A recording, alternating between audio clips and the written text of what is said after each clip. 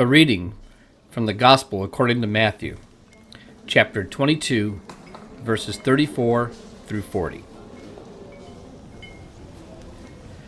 When the Pharisees had heard that he had silenced the Sadducees with his reply, they met together to question him again. One of them, an expert in religious law, tried to trap him with this question: "Teacher, which is the most important commandment in the law of Moses?" Jesus replied, "You must love the Lord your God with all your heart, all your soul, and all your mind. This is the first and greatest command. A second is equally important. Love your neighbor as yourself.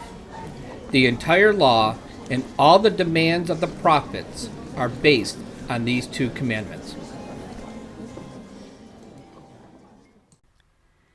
N.T. Wright, a New Testament theologian, says this regarding the Great Commandment. What Jesus says here about loving God and loving one another only makes sense when we set it within Matthew's larger gospel picture of Jesus dying for the sins of the world and rising again with the message of new life.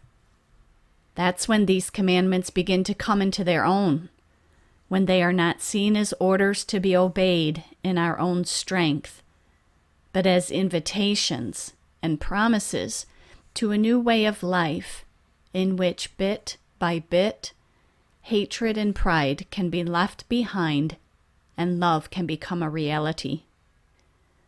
Have you been working in your own strength? Are you tired and worn out?